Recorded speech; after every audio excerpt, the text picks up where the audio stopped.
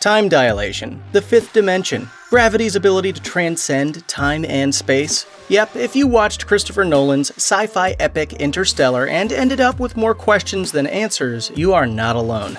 Here are the most confusing moments of Interstellar explained.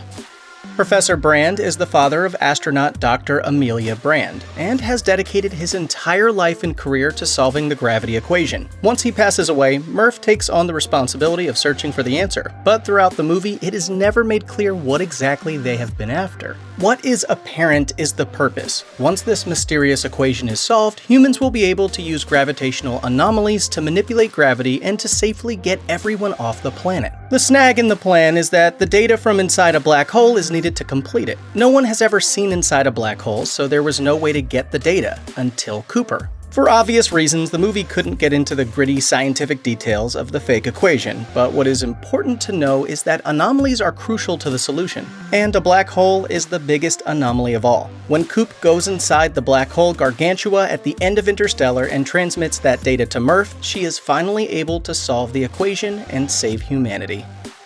The opening 30 minutes of Interstellar are confusing on the first watch through, and perhaps even after a repeat viewing. During that first act, you might be left wondering what this whole ghost story has to do with space travel and saving the human race. Well, as it turns out, everything. By the end of the movie, you will learn that Cooper is the ghost, or gravitational anomaly, trying to communicate with Murph through time while he is in the Tesseract. When Coop is inside the Tesseract, he realizes he can communicate with young Murph via the bookshelf. We see the mirror image of an earlier scene where the ghost spells out the word stay through Morse code. Here we learn that it is actually Cooper trying to convince himself not to leave Murph behind. At this point in the story, Cooper regrets ever leaving and tries to change the past, although it cannot be done. Coop can travel through the dimension of time though, and he uses the bookshelf to communicate the solution to Professor Brand's formula when she visits the house in the present timeline. Perhaps the single most confusing moment of Interstellar is the significance of the watch that Cooper gives to Murph when she is a child. In a moment of anger, she breaks it, but it stays in the house for years. When Cooper goes into Gargantua and winds up in the Tesseract, he sends Murph a coded message that solves the gravity equation. He does this by using gravity, which is a force that transcends time according to the film, to move the hands of the watch and communicate with Murph in Morse code. By manipulating gravity, he can cause the broken watch to tick in code and transmit the information to save humanity. There are many theories as to how exactly this works, because the film never explains it cleanly. Since time isn't passing for Coop, he can potentially spend as much time as he wants, perhaps even years, transmitting what he needs Murph to know. Considering all the time she loses while he's away though, perhaps the watch as a medium is really just a symbol of his urgency to finish the mission and reunite with his daughter. Back in 2014, it wasn't advertised that Matt Damon would make an appearance in Interstellar, so when he showed up on an icy planet as the stranded scientist Dr. Mann, Nolan fans were shocked by the surprise. But as Cooper and Mann spend more time together, Cooper starts to realize that Mann is more than a little shady. As it turns out, Mann has faked the data that indicates life on the planet is possible. If he'd told the truth, he would have been left to die. Instead, he lies and waits in cryosleep until another NASA team inevitably shows up to respond to his signal. Mann's plan is then to hijack the ship of whoever comes for him and leave them stranded. This selfish act of self-preservation very likely could have ended in Mann in eternal cryosleep. So why was that the plan? In Interstellar, Mann represents the human drive to stay alive. Don't judge me, Cooper. You were never tested like I was. Human habit. He goes to extremes and would rather potentially wait in cryosleep for thousands of years instead of dying. His plan has a major flaw, but it is a risk he's willing to take since the alternative is freezing to death. One of the most confusing moments of Interstellar has nothing to do with interdimensional travel or quantum physics. It is instead a choice made by Murph as the film reaches its climax. While riding in the car away from the childhood home, Murph jumps out of the truck and then proceeds to light her brother Tom's cornfield on fire. At this point in the timeline, those crops are vital to the survival of not just her family, but the entire remainder of the human race. So why such an extreme action from a character who genuinely loves her brother? This weird out-of-character moment makes more sense when you realize Murph is merely buying time and using this scorched-to-earth measure as a desperate distraction. She needs to go back inside the house to finish what she started as a child. From an earlier scene, we already know that Tom will no longer listen to Murph. so she needs to do something extreme to distract him while she tries to find the solution to her equation. Luckily, she does manage to figure out how to save the planet in that 15-minute window she's created for herself. Otherwise, Tom would be mighty upset upon returning to the farm, and the whole family would be much worse off. A major twist in the second half of Interstellar is that the elder Dr. Brand, who sends his own granddaughter and Cooper on the mission, knows everyone still on Earth is doomed to die. NASA first sends the explorers into space with a Plan A and a Plan B devised by Dr. Brand. Plan A is to find a habitable planet, and then once Brand solves his gravity equation back on Earth, send the planet's remaining population to that new home. However, Brand actually doesn't plan on solving the equation, and knows it is going to be Plan B all along. Each iteration is an attempt to prove its own proof. It's recursive, it's nonsensical. In the case of Plan B, Cooper and the others will find a suitable habitat to rebuild humanity with thousands of frozen embryos, thus keeping the human race alive but dooming Earth. Brand knows Coop will not go through with the mission if he tells him the truth. He can't tell his daughter for the same reason, but on an even deeper level, he can't face telling her what he has done. So he keeps that a secret until his dying breath when he finally reveals the dark truth to Murph. Even fans of Nolan's film catalog have called out Interstellar for being ridiculous to a fault with certain conceits. One of these moments is the movie's final twist where Cooper doesn't just survive a black hole encounter but finds himself transcending linear time. The scene inside the Tesseract requires serious suspension of disbelief to make sense. Throughout the film, Coop and Murph repeatedly refer to a mysterious they that they believe to be communicating with them, prompted mostly by the ghost and its messages. This is the central mystery that wraps up in the Tesseract scene, where it is revealed that Cooper is the one communicating with Murph through the bookshelf. This scene also explains what the Tesseract is and who built it. As it turns out, they did, and they are humans from an unspecified number of generations in the future. At that untold point in time, they have evolved to be able to exist in the fifth dimension. In the paradox-inducing explanation, this future generation creates the Tesseract that allows Cooper to navigate 5 dimensions, thus saving themselves from the past and ensuring their own existence. The monologue Brand gives near the end of the movie is a controversial subject, to say the least. It gets a lot of hate, but defenders will rally in droves to tell you it's one of the most important parts of the movie. And they are right. You need to take it seriously. In the infamous speech, Brand explains that love is the only thing that transcends all 5 dimensions. She argues that love is something that exists and is quantifiable, which ultimately ends up being what Cooper needs to save Earth.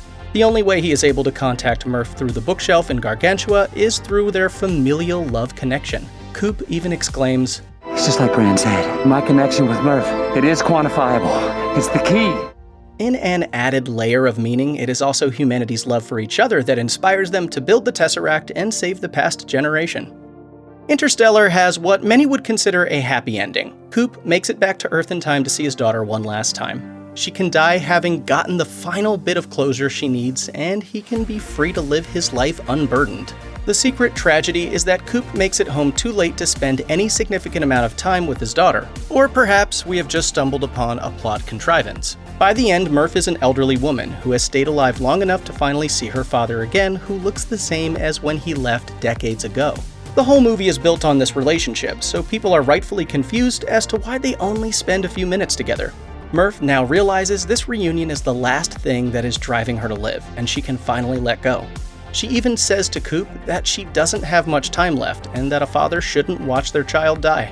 Even given this, you would think Coop and Murph would each want some more than just 5 minutes. It is a stunningly brief final encounter considering how much energy he spends trying to return to her in the first place. Understanding the emotional core at the center of Interstellar requires understanding how time dilation works. Once the crew of the Endurance reaches Miller's planet full of treacherous waves, it is assumed the audience understands this concept. But how exactly does the time dilation make sense in Interstellar? The explanation the movie gives is that a difference in gravitational force causes time to move at different speeds on different planets. This dilation effect is accelerated when, in the case of Miller's, the planet is orbiting a black hole.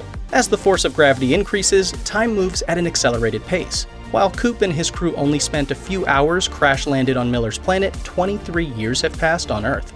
According to scientist Neil deGrasse Tyson, this detail of Interstellar is a scientific phenomenon that exists for real. This can be proven by Einstein's equation of general relativity. That's relativity, folks. One of the first unanswered questions you might have when you watch Interstellar is when exactly does the movie take place? It's a good question that isn't ever explicitly stated in Christopher Nolan's movie. However, you can piece a relatively precise estimate together based on a conversation from early on in the film. In one of the first scenes, we see Coop attending a baseball game with his family. In an offhanded comment to his family, Coop's father-in-law says, My day we had real ball players. Who are these bums? And in the scene where Donald and Cooper talk on the porch, the elder says, When I was a kid, it felt like they made something new every day. Some gadget or idea. This sounds a lot like what growing up in the past 10 to 15 years has been like. We can safely assume that between growing up with professional baseball and technology, Donald is a millennial. Using this knowledge, we can place the events of Interstellar about 50 to 60 years after present-day 2014 when the movie came out. This means the film probably takes place in the late 21st century. While even Donald's demise gets a passing reference, Dad didn't raise me. Grandpa did, and he's buried out back. Murph's brother Tom is the only character in Interstellar whose fate is a complete mystery. So what exactly has happened to Coop's son by the time he returns home from the Tesseract? Well, logically, the easiest answer is to assume Tom died. For one, he was older than Murph, who is already extremely old by the end, so his time was naturally up. Additionally, in the final scenes of Interstellar, we see that the only thing allowing Murph to hold on to her life is belief that her dad will return. Tom as a character was defined by his lack of faith and belief in Coop. His absence at the end of the movie speaks to the power of Murph's love and hope, and how they were the only things keeping her alive. You can also argue that his single purpose in the story is served in his final scene. Tom's function in the plot is ultimately to push Murph to solve the bookshelf puzzle. His purpose is fulfilled when she finally does, and afterward, there really isn't any narrative reason for Tom to reappear. One of the more confusing world-building elements is the current state of NASA in the film. It's never explained quite why NASA folded, though it seems that the general populace in Interstellar lost faith in the organization years before the events of the film. Basically, what we are given in the final film is that NASA is no longer seen as necessary when people all around the world are starving. This aspect of the movie is explained more thoroughly in the 2008 original script that Christopher Nolan's brother Jonathan worked on for Steven Spielberg. In that early draft, the film begins with NASA engineers and a young John Brand investigating a wormhole. 50 years later, the NASA probe they had sent out crash lands on Earth. This is eventually what leads Coop to NASA instead of the ghost angle taken in the final film. In the early version of the story, it is explained that 30 years before the film's events, NASA folded as a result of the blight that nearly destroyed all of humanity. While The Rise of Skywalker answered a number of the saga's lingering questions, it also presented a few of its own. We can't promise you'll understand every part of Episode 9 after delving into our explanations, but we hope we can help you feel at least a little less confused. The Rise of Skywalker wastes no time in telling us that Sheev Palpatine, the Emperor from the original trilogy that we all presumed was dead after the end of Return of the Jedi, is actually alive. In fact, Palpatine has been pulling the strings of the First Order this whole time. The First Order rose from the dark side. While we never get a detailed explanation for Palpatine's survival, we should have known better than to assume a fall would kill a strong Force user like Palpatine, especially since both Darth Maul and Luke Skywalker survived pretty serious falls in past Star Wars canon. After Return of the Jedi, Palpatine slunk off to the Sith planet of Exegol, where Sith loyalists used machines to artificially prolong his life. Similar to how Darth Vader was stabilized after his battle with Obi-Wan in Revenge of the Sith. Once on Exegol, Palpatine bided his time in the shadows, waiting until his fleet was strong enough to reveal itself. The opening crawl of Rise of Skywalker mentions that newly minted Supreme Leader Kylo Ren is searching for Palpatine, determined to destroy any threat to his power. The film then reveals Kylo Ren on the surface of a glowing red planet, slaughtering a forest full of faceless opponents before ultimately locating a Sith Wayfinder that once belonged to his grandfather, Darth Vader. That Wayfinder reveals the way to Exegol, where Kylo Ren confronts Palpatine and learns the truth of Rey's parentage. The battle for the Wayfinder takes place on Mustafar, the volcano planet where Anakin Skywalker once dueled his mentor Obi-Wan Kenobi. This time, Kylo Ren is fighting members of the Alismec of Winset, a cult of Vader worshippers guarding his Sith fortress, who also planted the unlikely forest of iron trees where the battle takes place. Unfortunately for the Alismec, Kylo Ren had no interest in explaining to them why he needed to access the ruins of Fortress Vader, and found it easier to cut a smoldering path through his grandfather's acolytes than to simply ask permission to pass. Palpatine assembles a massive Final Order fleet before the rise of Skywalker, but it's not entirely clear how he does it. We know that Palpatine was able to channel the power of all the Sith who had come before him, that he was cloning Snokes who were also all presumably strong in the dark side of the Force, and that he had a network of loyalists he was able to tap into throughout the galaxy, even after his presumed death. We also know, based on the thousands of shrouded figures in the throne room, that either Exegol had a large native population that was loyal to Palpatine, or that he was able to physically manifest the countless former Sith who resided within him. Either way, it seems as though Palpatine had a large and powerful workforce at his decaying fingertips, and 30 years of secrecy in which to build his army. As for where he acquired the resources to construct the ships, the Rise of Skywalker Visual Dictionary confirms that Palpatine was siphoning supplies from the First Order through loyalists he had embedded within its ranks. Following the death of Luke Skywalker at the end of The Last Jedi, his twin sister Leia Organa took it upon herself to train the Force-sensitive Rey in the ways of the Jedi. This might come as a bit of a surprise, considering we never saw Leia receive any Jedi training herself, despite indications of her Force sensitivity throughout the Star Wars films. In The Rise of Skywalker, we learned that when Leia was younger, she actually did train as a Jedi with Luke and essentially completed her training, even constructing her own lightsaber. However, on the final day of her training, Leia had a vision that her Jedi path would lead to the death of her son, which caused her to turn away from becoming a Jedi. So while Leia technically isn't a Jedi herself, she has all the knowledge, training, and capabilities necessary to continue Rey's instruction where her brother had left off. When the Resistance learns that Palpatine is alive, they worry that they won't be able to stop him since he's on Exegol and no one knows how to get there. However, Rey remembers that Luke Skywalker had attempted to find Exegol many years earlier. While Luke hadn't actually found the Sith planet, he had tracked the Wayfinder that revealed its location to a desert planet called Pisana, where the trail had gone cold. However, when Rey leads her team to Pisana instead of the Wayfinder, they find another clue. It turns out that many years ago, a Sith loyalist named Ochi was tasked with bringing the young Rey to Palpatine on Exegol, and he carried a dagger inscribed with the coordinates of the Wayfinder. But before Ochi could find Rey, he accidentally rode his speeder into the sinking fields of Pisana and died buried beneath the planet's surface, along with the Sith dagger.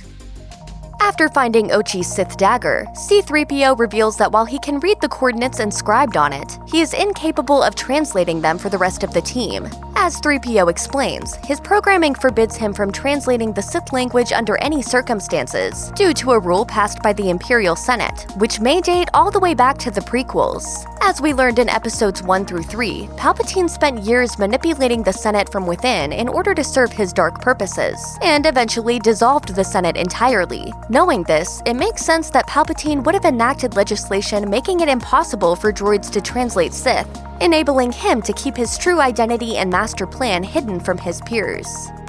When Rey and her friends prepare to leave Pisana, Chewbacca gets captured and loaded onto a transport by First Order troops, while a horrified Finn looks on. Concerned, Finn runs to tell Rey, and they both watch as a transport takes flight from behind a large rock formation. Rey tries to use the Force to pull the transport back to the ground, but after meeting opposition from Kylo Ren, she becomes frustrated and lets out a surge of energy that causes the transport to explode, which she thinks means that Chewie has died. Almost immediately, we find out that Chewie is actually still alive and is being held captive on a First Order ship.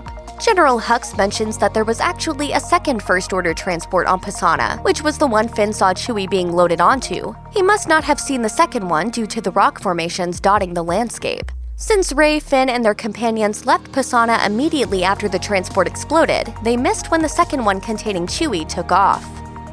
Early on, The Rise of Skywalker sets up the intriguing mystery of a spy within the First Order who is passing crucial bits of information to the Resistance. This spy is later revealed to be none other than the sniveling General Hux, much to the shock of Finn and Poe, who are completely blindsided by the First Order officer's turn. After all, Hux spent the entirety of The Force Awakens and The Last Jedi fervently opposing the Resistance and fighting to advance the First Order's agenda. So what changed? Based on Hux's explanation to Finn, he still isn't actually a friend to the Resistance, and has no investment in their ultimate victory. But as much as he hates the Resistance, he hates Kylo Ren more, and seems to have been motivated to switch sides following Ren's ascension to Supreme Leader. When Ren took Snoke's place, Hux was disgusted to find his power significantly diminished, and seemed to hope that by aiding the Resistance, he could topple Kylo Ren and subsequently seize more power for himself.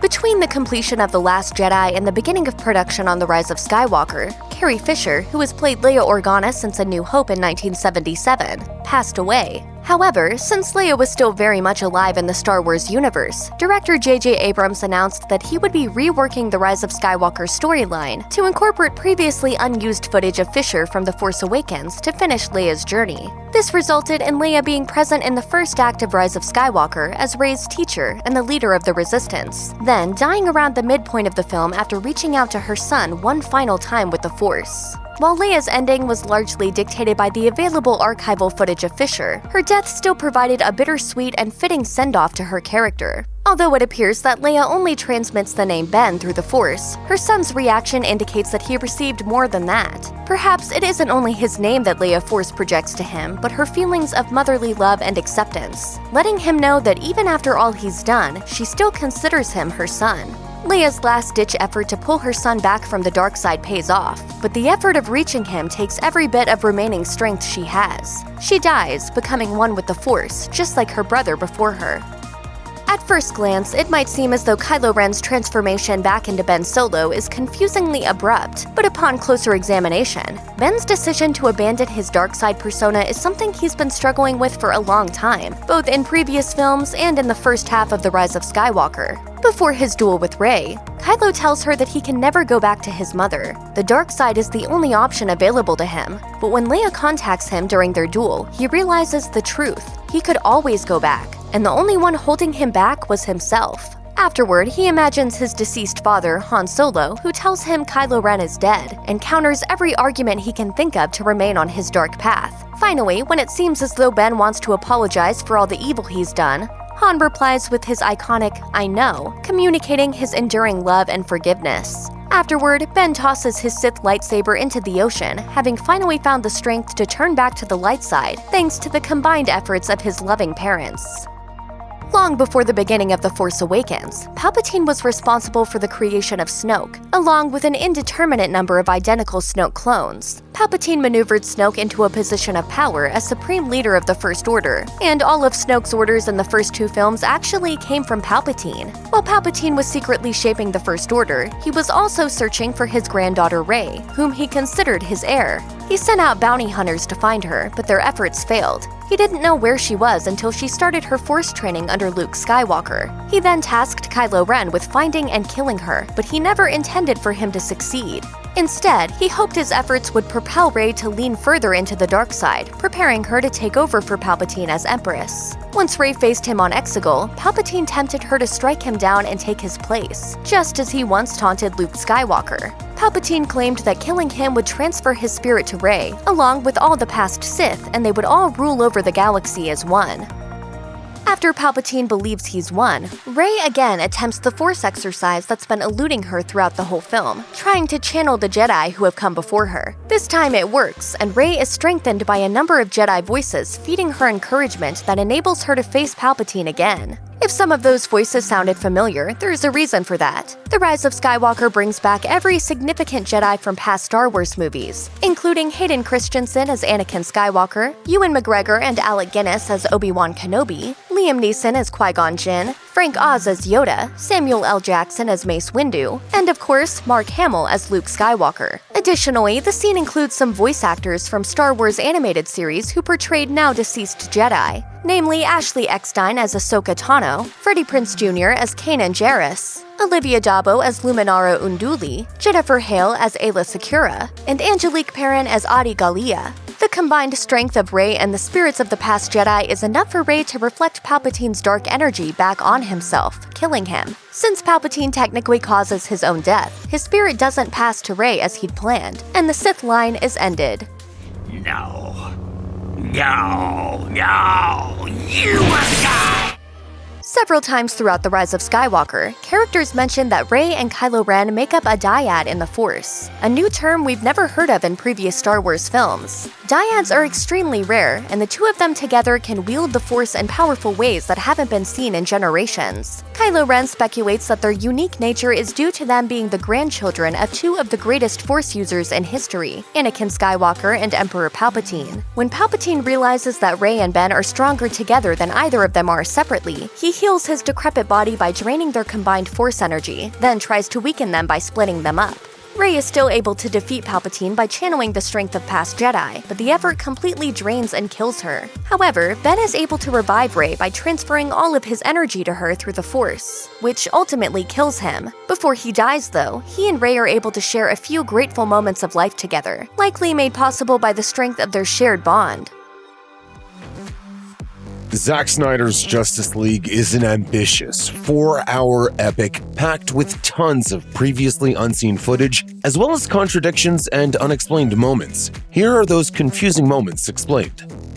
Of all the minor continuity discrepancies between the DC-EU movies, one of the most noticeable is the case of Aquaman's eye color. If you've missed out on the Whedon cut of Justice League back in 2017, then you may be used to the brown yellows closer to Jason Momoa's natural eye color in James Wan's Aquaman. In the 2017 Justice League, Aquaman can be seen with striking baby blues. This coloring was brought back again in the Snyder cut, leaving some viewers reasonably confused. As it turns out, this is a choice both directors are very aware of and cite as an artistic difference. But according to Momoa, it was a decision motivated by something the actor himself said. In an interview with the Huffington Post promoting Aquaman back in 2018, Momoa revealed about the change. "It was my idea I brought to Zack. I thought it would be rad to have a different eye color, something that's completely Atlantean, that was like his mark. I felt like it was just something that would be a little otherworldly, so Zack really liked it." As for why director James Wan went in a different direction, Momoa said, "I feel like Wan wanted to have a warmer thing in this movie. I feel like my justification for the change is that he kind of went home. He's more rooted and he's calm when he's around his family." Another inconsistency between Aquaman, Batman vs. Superman: Dawn of Justice, and Zack Snyder's Justice League has no real bearing on their overall plots, but is a detail that can be irksome to anyone following the DCEU releases thus far. It's time to talk about the Trident. In Zack Snyder's Justice League, Queen Atlanna's Trident is presented to Aquaman by Vulko. Vulko encourages Aquaman to take the Trident and claim his birthright to the throne of Atlantis. He declines, setting up the 2018 Aquaman arc. In the theatrical version of the film, this was replaced by a scene between Mera and Aquaman after Steppenwolf steals the mother box hidden in Atlantis. It's implied that Mera gives Aquaman the Trident that he uses to fight in the rest of the film. In both cuts of the film, he uses the Trident during battle with the parademons, but the moment where Aquaman seems to ask for the Trident doesn't exist in the Snyder cut. Then I'm gonna need something from you. However, that still doesn't explain the footage first shown in Snyder's previous movie, Batman vs. Superman, which shows Aquaman with a trident that looks pretty much exactly like the weapon he wields in Justice League. Does Aquaman just have an extra trident that looks just like his mother's? This is another perplexing moment that is a result of creative changes made following the lackluster theatrical release of Justice League. The way Snyder envisioned underwater communications between Atlanteans works just fine for his movie, but James Wan made some changes to fit his vision for Aquaman. In both versions of Justice League, all underwater conversations between Atlanteans happen in air bubbles they create. In James Wan's Aquaman, the Atlanteans no longer require these bubbles to speak to each other underwater. Why did this happen? Whenever you notice something like that, a wizard did it. Well, not really.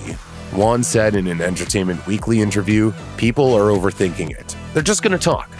Honestly, it's hard to imagine him having any other stance. Snyder's stylish portrayal of Atlantean communication would have quickly become annoying in a movie that takes place primarily in Atlantis.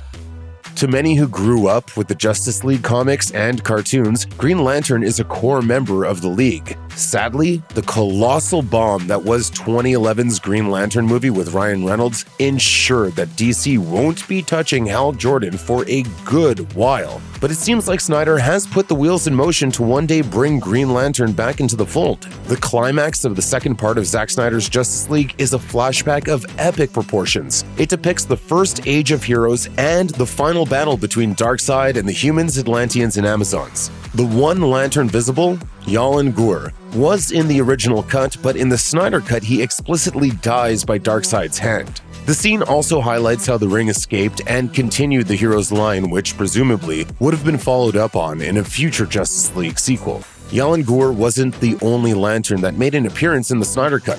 Kilowog, set up to be one of the main characters in HBO Max's Green Lantern core series, appears dead in Cyborg's vision of the desolate future timeline, aka the Nightmare. One of the most surprising and unusual changes made to the Snyder Cut comes from a character who isn't in the movie for a terribly long amount of screen time. Still, it's enough to notice how Snyder has made Mira change her accent, or at least it seems that way. The truth is probably much simpler. In Aquaman and 2017's Justice League, Heard voiced the Atlantean Queen with an accent that sounded more or less like her regular speaking voice. My parents fought in the wars. She took me in. What a saint. You dare speak of Queen Atlanna that way? Zack Snyder's Justice League has Heard putting on a British accent. My parents died in the wars. She took me in. What a saint. You dare speak of Queen Atlanna that way? It's likely that the original scenes with Mira for the movie were already completely finished and were simply added back for the Snyder Cut. This means that the Mira scenes in 2017's Justice League are almost certainly reshoots. This choice is minor, and in keeping with Snyder's objective to completely preserve his original vision for the film. If you are at all confused about the scene with Lois Lane and a green space alien impersonating Martha Kent, don't worry, so are we. Later revealing himself to Bruce Wayne and to the DC Universe at large, Martian Manhunter, aka John Jones, makes his live-action debut in Zack Snyder's Justice League in a mysterious scene. At the end of a long conversation between Lois and Martha about Clark, Martha exits and, unbeknownst to Lois, shapeshifts first into Martian Manhunter and then into Secretary of Defense Calvin Swanwick. In the scene, Martha advises Lois that she still needs to be part of society, which motivates her to get out, placing her in the right place at the right time when Superman is brought back to life. This moment is pivotal, and the knowledge that Martian Manhunter was orchestrating events in the movie the whole time is mind-blowing. Martian Manhunter was one of the original Justice League members, and his appearance in the Snyderverse brings the League's new total up to that oh-so-important number 7. Now that we know what Snyder planned for 2 Justice League sequels, we know he was going to expand the group and bring in Green Lantern and other DC legends. But now, the future of Martian Manhunter in the DCEU remains uncertain.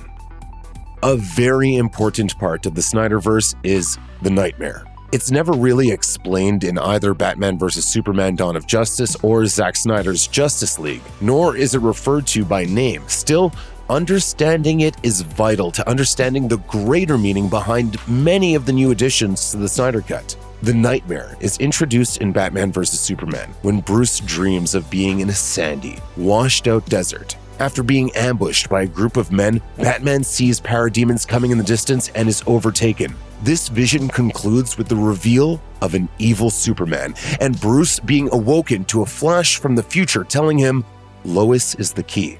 It's a reference to what happens in Justice League, but also is a clue to her importance in the now shuttered sequels Snyder was planning. The Nightmare itself makes a return in the Snyder Cut, where it becomes clear that Darkseid is the cause of the apocalyptic future. It's never explicitly stated, but Snyder has explained that this is a vision of the future that must be stopped. In the Snyder Cut, we see Superman holding the burned body of Lois in the Batcave, which is the turning point that Bruce must never let happen.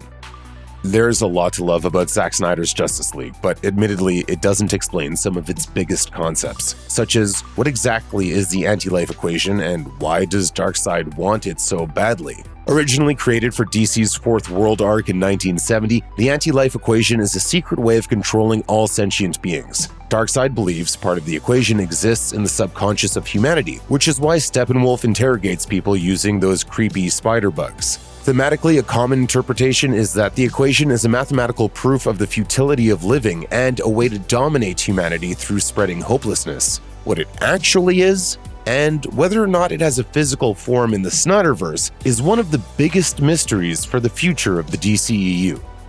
It's not explained at all in the movie, but Superman's pitch black suit has great historical significance that references one of Snyder's key inspirations for his Justice League. The black suit in Zack Snyder's Justice League is a reference to 1993's The Reign of Superman comic arc, the follow-up to previous year's The Death of Superman, which saw Superman die while fighting Doomsday. When he comes back to life in Reign, he's wearing the black suit in an iconic moment of DC Comics history. Since then, it has always been associated with the death and return of Superman. In the lore, the suit was designed to help the weakened Superman absorb more solar energy so he can be stronger after coming back to life. While this may be obvious to older DC Comics fans, it's not left unexplained for no reason.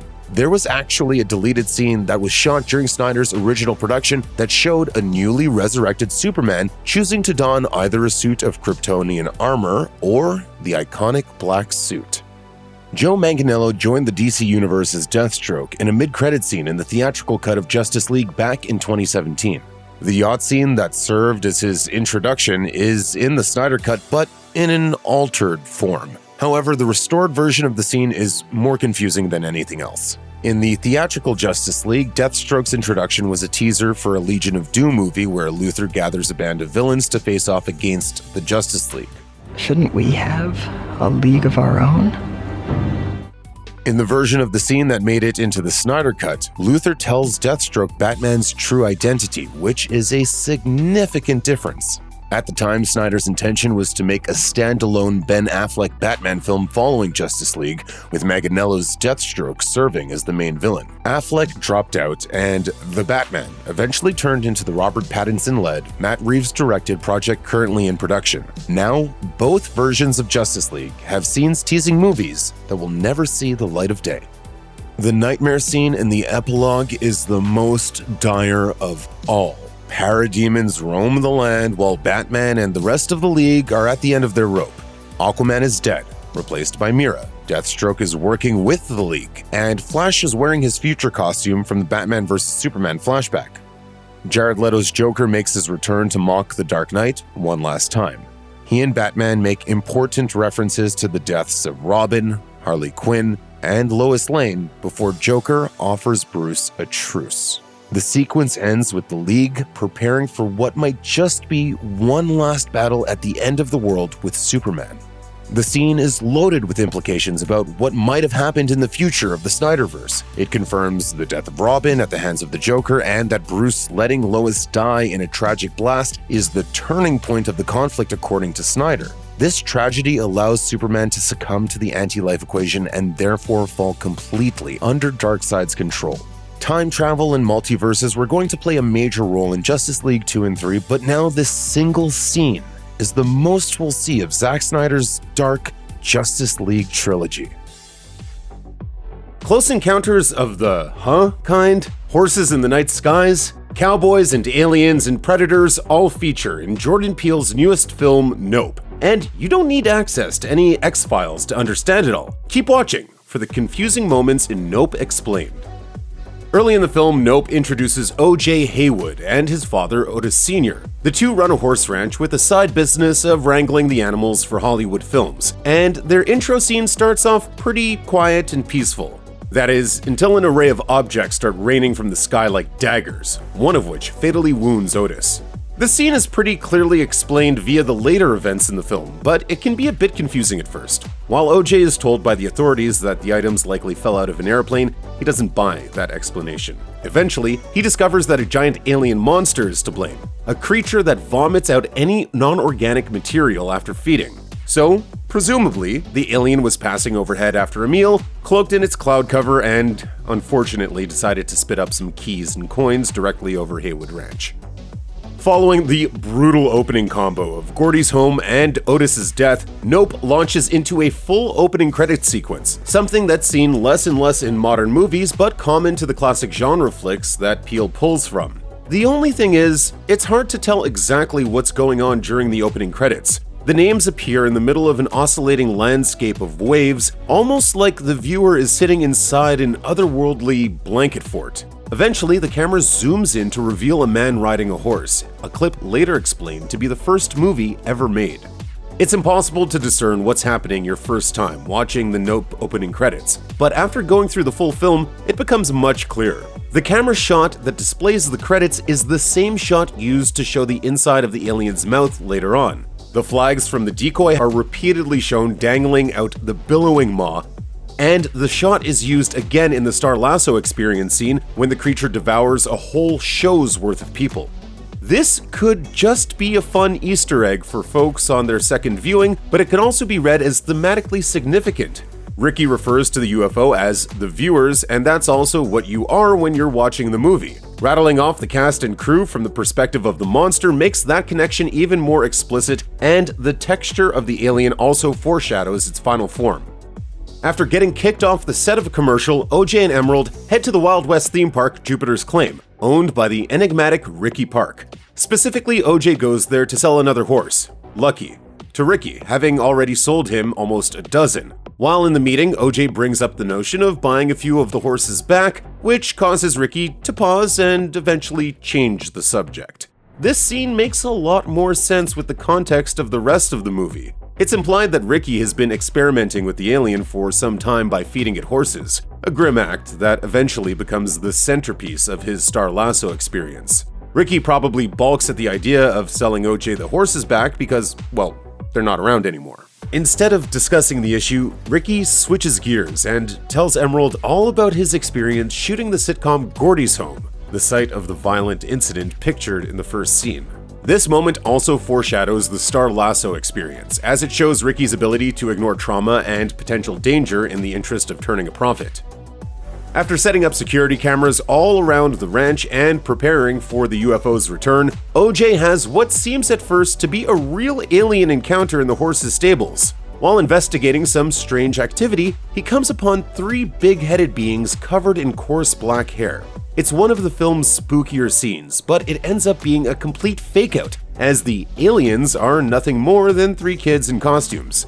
Specifically, they're the children of Ricky Park, showing up later on in the same costumes to perform at the Star Lasso experience. After their cover is blown, they tell OJ not to mess with Jupiter's Claim and quickly leave. OJ seems to think it's because Emerald stole one of the park's horse statues, but there might be more at play than simple payback. It's suggested at various points that Ricky is interested in purchasing the whole Haywood Ranch. Given that his newest business venture involves chasing down a UFO that lives in the area, that makes a lot of sense. Considering that, it's possible the kid's prank would have been just the start of a campaign to compel OJ to sell. Businessmen using skeevy tactics to force people to sell property is a classic Western trope, and it feels right at home in Nope.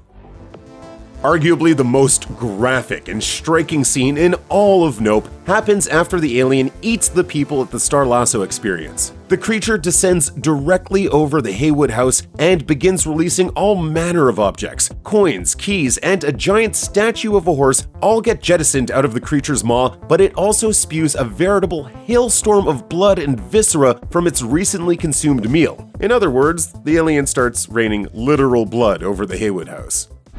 It's above us.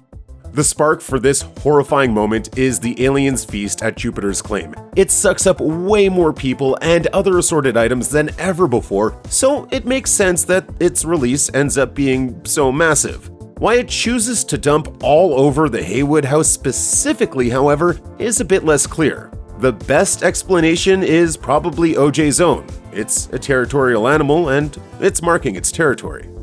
Despite being one of the two lead protagonists of Nope, OJ Haywood doesn't get a ton of overt character development. He's a quiet and solitary man who seems to prefer the company of horses to that of humans, but he also doesn't seem to love the Hollywood work that his father pushed him into. Even UFO attacks and raining blood barely get a rise out of OJ, who willingly returns to the ranch time after time despite the inherent danger. No. Why does OJ do this, knowing that he could get abducted and devoured? You could read it as OJ wanting the money. Emerald claims that a great shot of the alien will make them rich and famous, which would definitely be a motivating factor for most people. But is it the kind of thing that OJ would care about? As OJ tells Emerald before returning to the ranch, he's got mouths to feed. He clearly feels a familial obligation to take care of the horses and keep the ranch going. He stays in the Hollywood business in large part because it's what Otis would have wanted, and he may see exposing the alien as a way of paying tribute to his father as well. If there is money to be made from the alien, it would mean that OJ wouldn't need to sell any more horses, which seems good enough for him.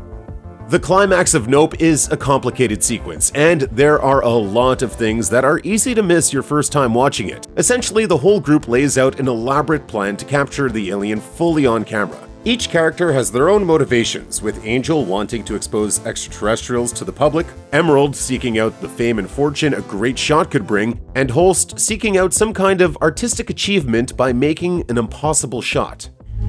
The shot, the money shot, undeniable, singular, the Oprah shot.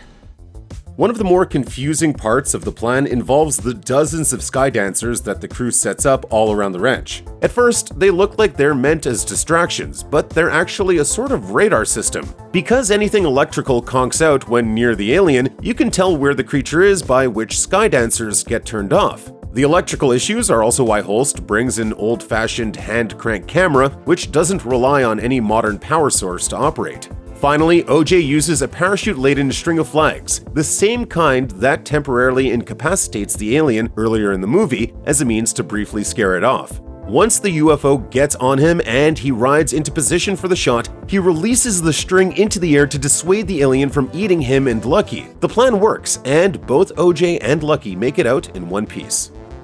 For his climactic ride on Lucky, OJ chooses to wear the orange crew hoodie he got from working on the set of The Scorpion King with his father. He mentions the film much earlier during a conversation with Emerald, who shares that jean jacket, the horse that was supposed to be her first, was the one brought along for the shoot.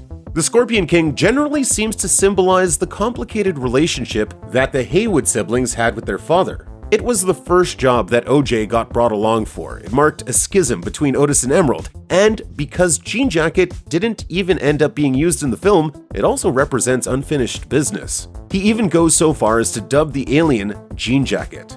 All of these little details surely play into OJ's decision to wear the hoodie. He brings in all these loose ends from his relationship with his father, and it seems like he gets some closure by confronting the alien.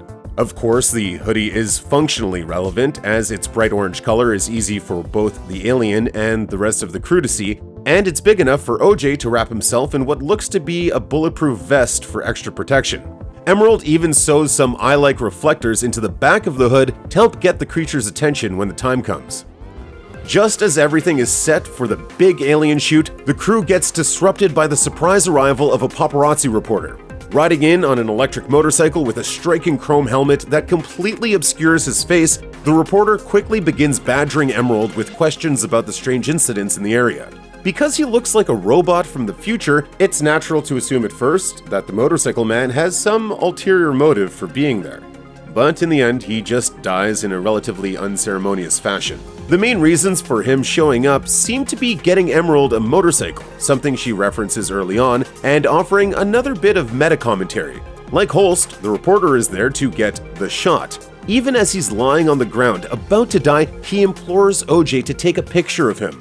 Nope dabbles heavily in the idea of seeing and being seen, on camera or otherwise. For a guy so obsessed with being seen and getting the perfect shot, it's more than a little ironic that he was eaten by a creature that definitely saw him.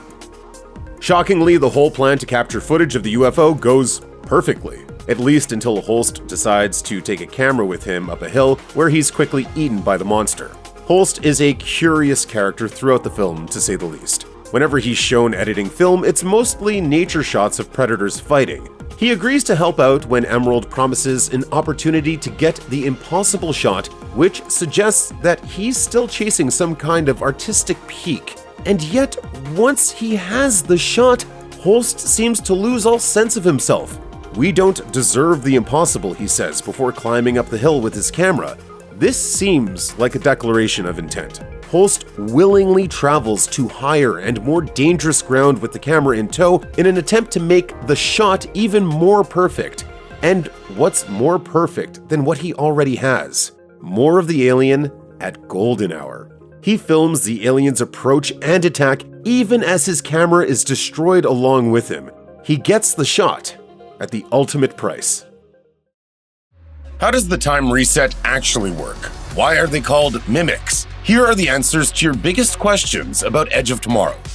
In the film's opening montage, we learn that a meteor has crashed to Earth, bringing with it an invasive extraterrestrial species that humans call mimics. They've been spreading across Europe for years, easily overcoming all conventional military defenses. To combat this alien menace, the world's governments join together to form the United Defense Force, or UDF, and begin manufacturing suits of powered armor for their infantry. When the UDF has their first victory at the Battle of Verdun, the belief is that the new mech suits have proven their worth. After all, Sergeant Rita Vertasky was able to use one to perform incredible and daring feats despite limited experience, proving that anyone with minimal training can operate one efficiently. With a new jacket technology and limited amount of training, we've been able to create super soldiers. In actuality, Rita's apparently instant mastery of the armor and the battlefield were the result of her ability to repeat any day in which she dies, giving her unlimited replays of any deadly scenario. Since the UDF is unaware of this and refused to believe it in any of Rita's previous lives, they move forward confidently with an aggressive invasion of France, Operation Downfall. However, Rita and her ally, Dr. Carter, suspect there's still another layer to the Battle of Verdun. They believe that the mimics eventually allowed the UDF to win at Verdun in order to lend them a false sense of confidence, prompting an all-out assault that would allow the mimics to annihilate the UDF in a single stroke. It's also possible that the mimics accepted the result of the Battle of Verdun that ended with Rita losing her ability to reset, deciding that this was victory enough. Throughout the story of Edge of Tomorrow, the shape-shifting alien menace that's conquering Earth is always referred to as the Mimics. It's a cool-sounding name that helps to uniquify the film's villain, avoiding the constant reuse of the words alien or enemy. However, although the Mimics do look and move in a strange, ever-changing way, it's never exactly clear who or what it is they're mimicking. To find an answer to this question, you'd have to go back to the source material, the light novel All You Need Is Kill by Hiroshi Sakurazaka.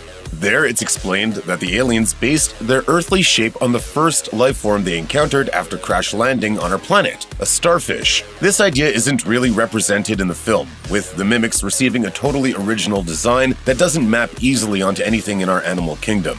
Their forms are constantly changing, their metallic tentacles forming into legs or sharp spikes, or unraveling so they can rest flat in the dirt beneath their prey. Since the mimics' bodies are incredibly fast and perpetually reshaping themselves, the audience rarely gets a good long look at them. Ironically, this makes them one of the more interesting and memorable alien designs in recent memory, since we get an idea as to what they look like, but would struggle to describe them to another person. Starfish doesn't really cut it, and neither does any other comparison. Mimic will have to do. When Cage rescues Sergeant Rita Vertasky on the battlefield, demonstrating a clear foreknowledge of the dangers around them, Rita realizes that he must be on a time loop. Find me when you wake up!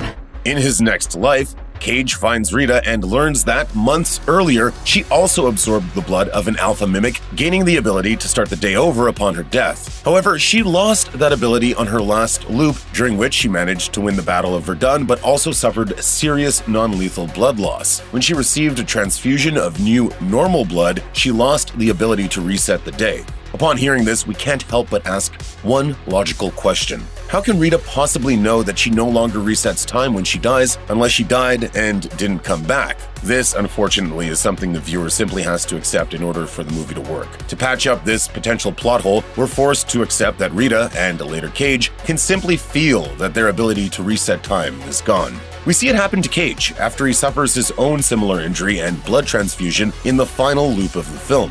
Is it beyond belief that mimic alphas would have such a sixth sense that allows them to know whether or not they're detached from the time stream? Not entirely. One can imagine that such an instinct might have evolved within mimics in order to alert an alpha that it's lost its metaphysical save state. Still, it's certainly convenient for our heroes and for the audience.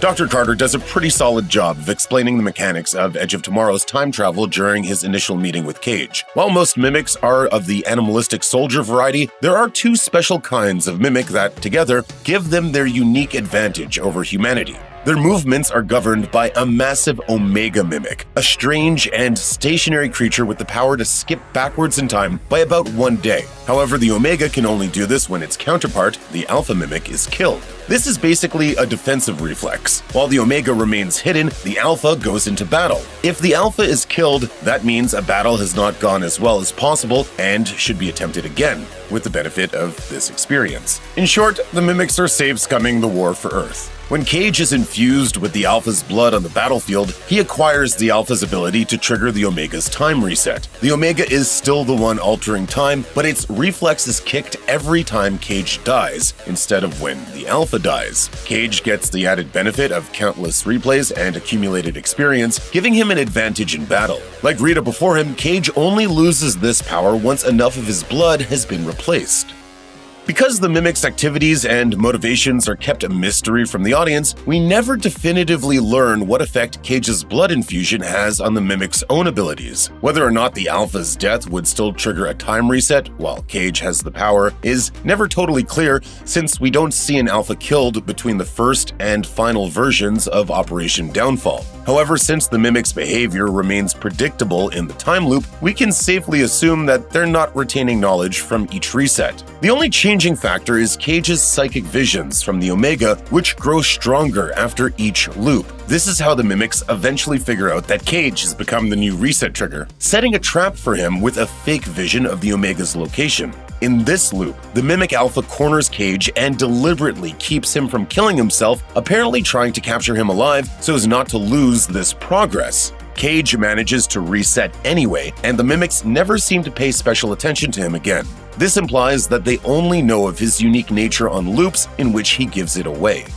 Before their final charge towards the Omega during their final loop, Rita and Cage share a brief moment during which Rita commends Cage on his bravery during their work together. Just before charging into battle, Rita kisses Cage on the lips, saying that she wishes she'd gotten to know him better. It's not totally unreasonable to think that Rita might just want a last kiss before dying, especially when the available, willing partner is a fellow soldier who looks like Tom Cruise. However, the moment rings a little false when you consider that while Cage has known Rita for years through the repetition of the time loop, Rita has only known Cage for about a day and a half. True, there have been loops during which Cage and Rita have grown close over the course of a long road trip, but even then, Rita remains an emotionally guarded person who hesitates to let herself feel for Cage. Because each loop implies the repetition of some but not all of the routines that Cage and Rita follow on their usual paths, we actually don't see very much of Cage and this version of Rita. So this is one of the reasons why the kiss raises some eyebrows. In an essay for The Wire, film critic Esther Zuckerman described the last-second romantic twist to be a betrayal of the character for the sake of offering Cage a reward for his personal growth over the course of the film. Indeed, the moment plays as if it's more about demonstrating that Cage is no longer the loathsome, unlovable weasel that we meet at the start of the film than it is about Rita learning to trust again.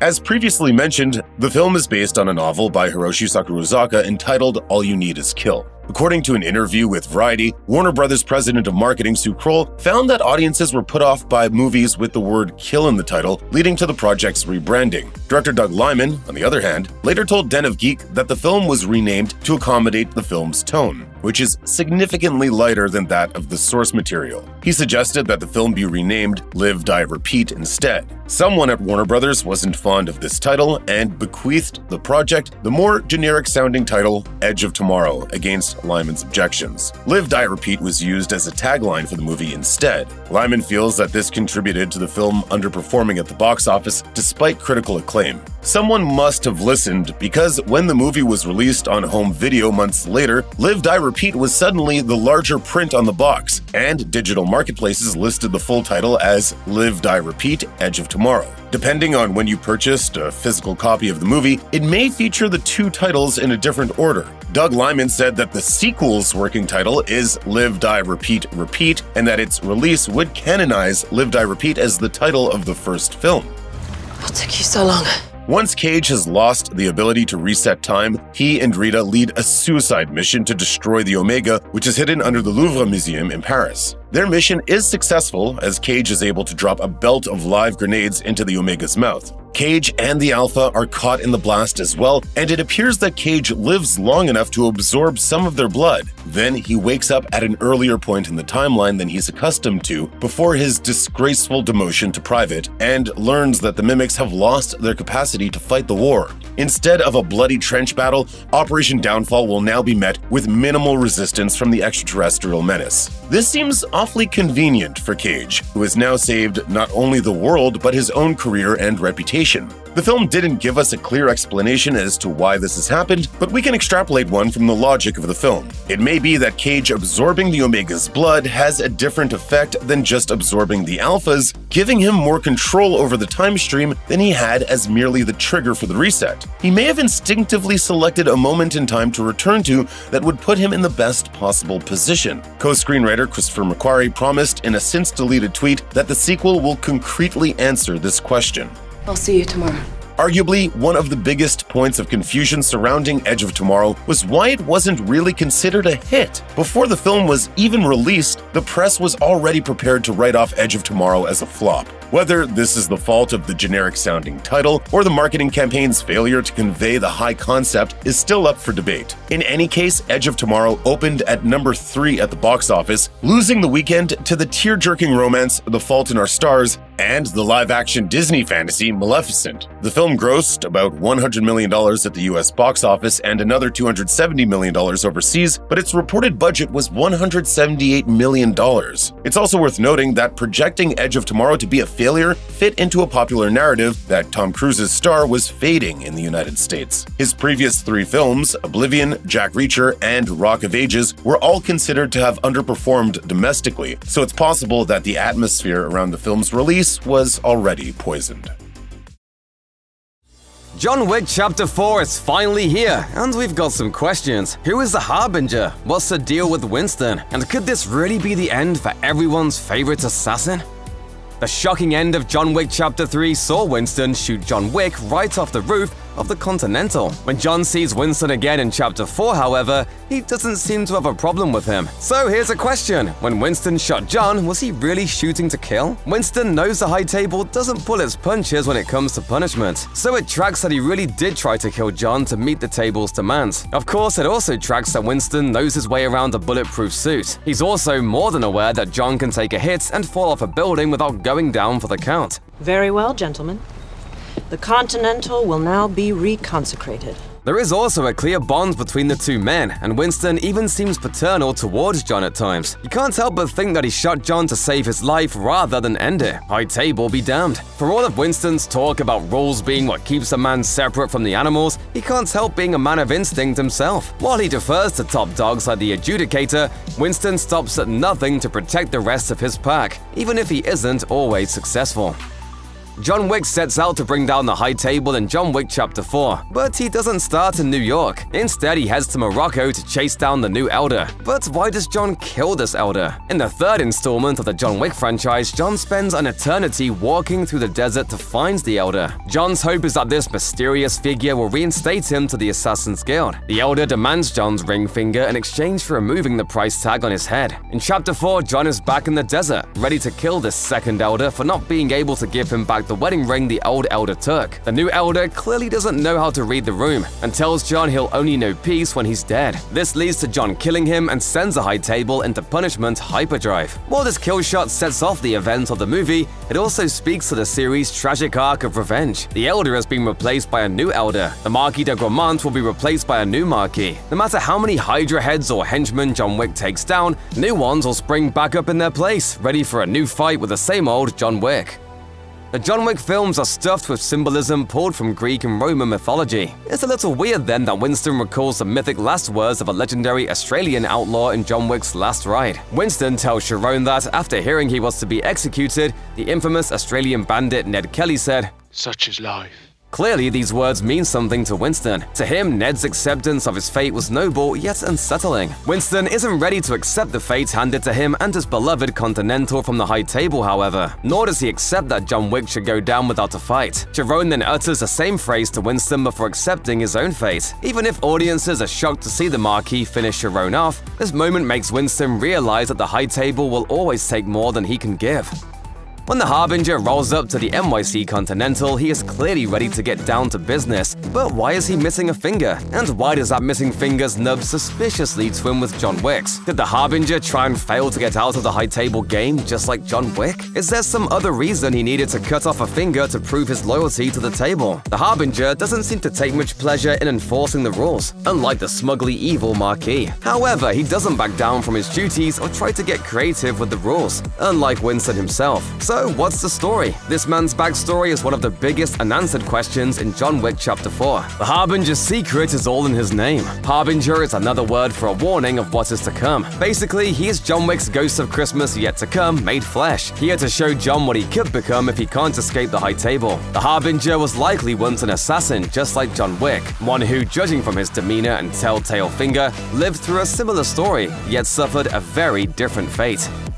Obsessed with maintaining the supremacy of the high table, the villainous Marquis de Gramont agrees to John Wick's terms for an old rules duel, and then quickly begins to cheat. He ups the bounty on John Wick's head and sends his own assassins after him. The Marquis obviously has endless riches at his disposal, but what's his story? Why does he have so much power and so little integrity? The Marquis de Gramont represents how the high table's absolute power leads to absolute corruption. He worships the etiquette and ceremony of the high table. He is happy to exact the pounds of flesh and pints of blood from those underneath him when they break the rules. But when it's his time to face the music, he chooses a proxy to fight for him, and still tries to cheat his way to victory. The Marquis is both a delightfully hateable villain and a cautionary tale in the Wickverse. His power is orderly but ultimately corrupt, superficial, and hollow. He demonstrates the dangers of standing on ceremony instead of principle, and favoring excessive shows of power over actual skill. And that, in the end, is his downfall. They gave you my name. Yeah. In Chapter 4, the blind assassin Kane is pressed into service to the high table by the Marquis de Gramont. Kane will do anything to keep his daughter alive, well, and playing violin in the public square, even if that means killing old friend John Wick. So how does he actually manage this? Okay, so this is less a statement of confusion than it is an appreciation of Kane's creative and relentless fighting style. For example, the slice of Kane's cane against glass and steel is a compelling indicator of the pain he's about to rain down on his opponent. Meanwhile, Kane's heightened sense of hearing helps him locate John Wick using the crunching glass on the gallery scene at the Osaka Continental. However, one of Kane's most unique techniques involves the use of cleverly placed doorbell sensors. At first, it's puzzling to see Kane slap a bunch of electronic rectangles on various surfaces in the Osaka Continental's dark kitchen. It almost looks like he's setting bomb charges, but he isn't. He's just setting traps. When the high table stormtroopers invade the kitchen, they set off the doorbell sensors and give Kane a precise, audible target. What a badass. After John Wick kills the Elder, he seeks refuge at Osaka's Continental. In the neon-lit night, John Wick seeks help from yet another stern but loving assassin hotel manager, Shimazu Koji. John Wick Chapter 4 implies that John, Shimazu, and Kane are old assassin friends. So why does Kane attack John Wick while Shimazu risks everything to protect him? The answer is simple. For Shimazu, friendship is a matter of the heart, and when you're in his heart, you're family. Kane draws a line between friend and family to protect his daughter. His daughter means more to him than his friendship with John Wick, and he refuses to defy the high table because he knows they will kill her if he doesn't kill John Wick. Shimazu, meanwhile, knows the table will come for him and his daughter Akira merely for harboring John Wick in their hotel. Shimazu fights just as hard for John Wick as he does for his daughter, but his choice to be loyal to his loved ones ultimately costs him his life. Then again, considering the movie's post-credit scene, it's possible that Kane's choices will do the same for him. There are two things the Marquis loves more than anything in this world: sparkly suits and sending messages. The Marquis sends plenty of the latter after John Wick defies the high table, including killing Piotr, leader of the Ruska Roma, to punish the crime family for John's actions. Piotr might not ring any bells with viewers, although he is an off-camera adoptive father figure to John from back in his Jordani Jovanovic days. The director is a Ruska Roma character that audiences are more likely to remember. Still, the death of Piotr has left a bad taste in the Ruska Roma family's mouth, and John's adoptive sister Katia won't help John by sponsoring his duel, the Marquis, unless he kills an enemy of hers, Killer Harkin. It looks like we have ourselves a genuine conundrum. Killer is the baddie who pulled the trigger on Piotr. If John kills his boss, he gets branded back into the Roma family for a seat at the table, and a sanctioned shot at freedom by way of dueling the Marquis.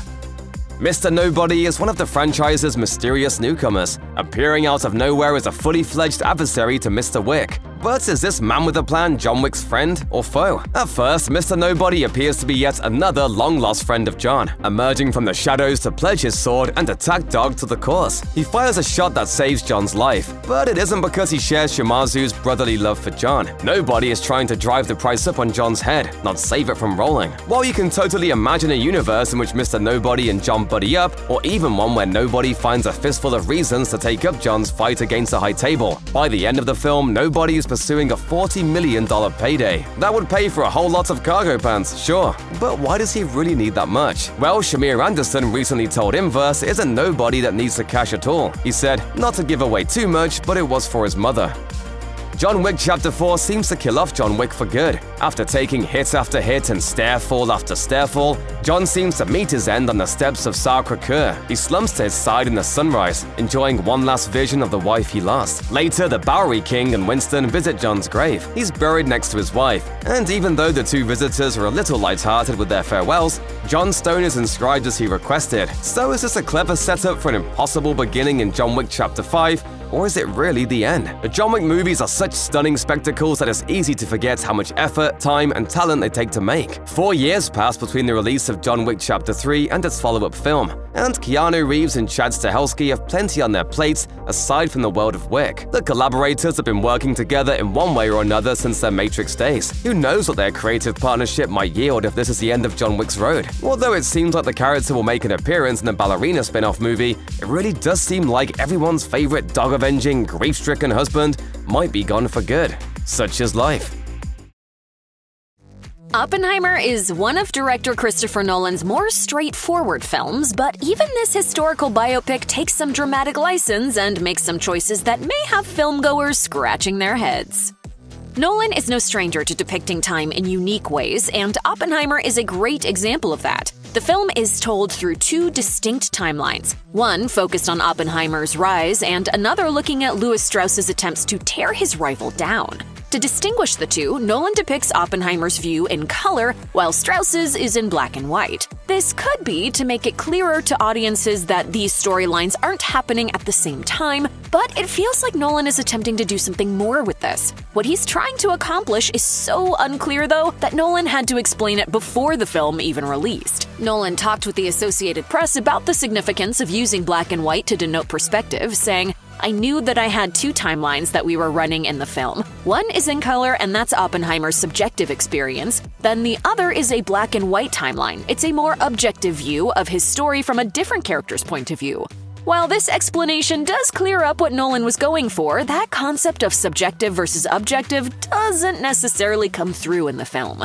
Ultimately, the choice makes things a little murky, both thematically and in terms of storytelling. Throughout Oppenheimer, the title character has small visions that somewhat foreshadow his eventual rise in quantum physics, as well as his creation of the atomic bomb. From stars spread across rooms that Oppenheimer is in to the rings of a nuclear model moving in front of him, Nolan uses some mind-bending visuals backed by some incredibly thrilling sound design. Oppenheimer sees things in sort of different dimensions. While these moments add to the visually stunning nature of the film, the visions do make things a tad confusing, since what they are is never really explained. Are they simply meant to foreshadow Oppenheimer's future? Is it a look into Oppenheimer's mental state? Or are they tied to a greater force in the universe? At one point, a scientist character mentions that some people are capable of seeing the quantum realm, where subatomic particles are visible. So maybe these scenes are meant to hint at Oppenheimer's growing connection to the subatomic world with which he would eventually interact. If that is the case, it's something that kind of breaks the more realistic tone throughout the rest of the film. The visuals in these sequences are really cool, but they also may leave some audience members wondering what they were all about. The film sees Oppenheimer bring together the most talented and knowledgeable physicists he can find, so it's no surprise that they constantly use scientific jargon. You know isotopes, and you know explosives. You can't tell us what you're doing. In most of the team's discussions, scientific terms get thrown around with regularity as they make new discoveries and start new tests. Even for viewers who don't know quantum physics all that well, the group flexing their knowledge adds some fascinating intrigue to the scenes and even raises the stakes in certain moments. That said, their constant use of science jargon doesn't help viewers who haven't taken some high-level science classes even remotely understand what they are talking about. Instead of explaining what some of these terms mean or breaking down the concepts on display, the characters freely talk as if general audiences have any idea what they're discussing. Although these conversations are likely meant to simply immerse viewers in the moment and the perspectives of the characters, it is likely to make some viewers feel lost. There are moments where you almost want to raise your hand and ask questions, because these characters are talking about concepts that are totally going over everyone's head. When Oppenheimer first arrives at Berkeley, he looks to create more interest among the student body in quantum physics. but he's only able to get one student to initially join his class. Eventually, Oppenheimer's class begins to grow, and he's even able to amass such a strong enough following that scientific and political discussions begin blossoming around campus. That makes for a compelling story about Oppenheimer's burgeoning influence, but it's hard to believe that only one student would be inclined to attend his class, or that the class would be allowed to continue with a roster of just one. By the time Oppenheimer is at Berkeley, he's already started to make a name for himself in the science community, so his presence would surely get more people to come to his class out of sheer curiosity. Sure, quantum physics wasn't necessarily a popular subject at the time, but with a rising talent like Oppenheimer in front of the class, it seems like more people definitely would have shown up on the first day. And again, why would Berkeley let the class continue with just one student? The dramatic effect is there, but think about it too long and questions begin to pop up. Oppenheimer first meets Jean Tatlock at a party, and it's instantly clear that they have an attraction and maybe some sort of fated connection. But their relationship never really forms into anything meaningful, and to be honest, it's a perplexing part of Oppenheimer's story. The film doesn't necessarily do a great job adding depth or meaning to Oppenheimer's romantic relationships, and his dynamic with Jean is mostly just confusing. Why is he so drawn to her when she just constantly pushes him away and throws his flowers in the garbage? It's mostly just a physical relationship, and they rarely show any signs of being anything more than hookup buddies. The film tries to characterize their relationship as something more, but never provides the context or insight to make viewers feel like there's something else there. By the time Oppenheimer and Jean really show any real emotion towards each other, it's too late, and this storyline is cut short. It's barely even brought up in the film's second half. The relationship ends up as a plot thread that's left hanging and unclear.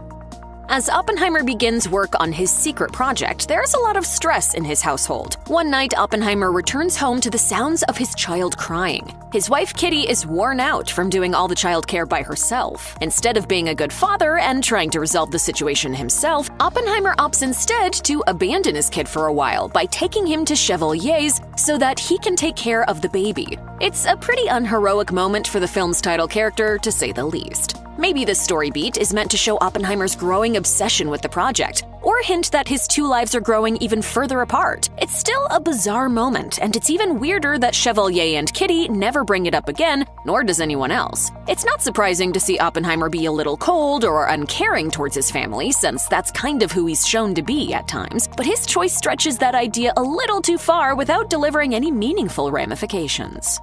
As the big test for the bomb Oppenheimer and his team are crafting nears, there's some reasonable concern that the US government could cause harm to civilians with it. You are the man who gave them the power to destroy themselves. Later, when the government uses the bomb on the Japanese cities of Hiroshima and Nagasaki to end World War II in the Pacific, Oppenheimer understandably starts to feel guilt and maybe even has some regrets about his creation. However, his belief that the bomb was going to be solely used on the Germans was very faulty. It kind of doesn't make sense when he claims to think that he didn't know what the government was going to do with the bomb after Germany surrendered. Maybe Oppenheimer's denial that the bomb would be used is just a way for him not to feel responsible for what happened and still feel proud of his creation. But it seems like he's smarter than that, and that he'd have some sort of awareness that if he and his team made the bomb, it'd be used at some point. His whole "we don't make the choice on how the bomb gets used" mentality just feels like an excuse to not feel responsible for the deaths of thousands. It's likely that the book the film is based on, American Prometheus, The Triumph and Tragedy of J. Robert Oppenheimer, digs further into these mental gymnastics, but the film's depiction ultimately feels like an incredibly smart man playing dumb to avoid feeling bad. Oppenheimer's relationship with Kitty is equally as bizarre as his relationship with Jean, since there's such little emotional connection between them that viewers are left wondering why they stay together. Their relationship is barely shown in the film, and by the end, it feels like there are more reasons for them to break up than to stay together.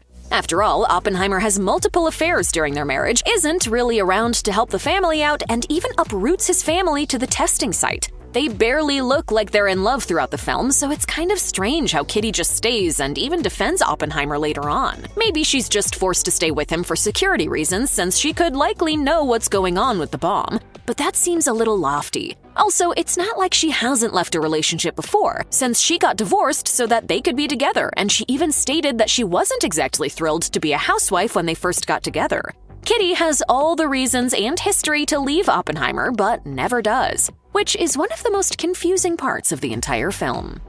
Throughout all the black and white scenes, it's clear that Strauss is desperately trying to tarnish Oppenheimer's reputation and make him seem dangerous to the US government. It's eventually made clear that he's concocted quite a revenge plan to take his former rival down for good, but it just seems so needlessly complicated. From him having to appear publicly to dispute Oppenheimer to the backroom trial, there are just so many moving pieces and players involved that it's tough to believe that Strauss pulled this all together without anyone noticing. Government secrets leak all the time, and despite there being security clearance needed for almost everything, surely someone was going to spoil Strauss's fun. With his plan being so elaborate, it's kind of no wonder that it all fell apart in the end and backfired on him. Strauss attempts to show himself to be a mastermind like his rival, but ends up with egg on his face. It's not surprising, since the overly complicated plan never really seems possible or easy to follow in the first place.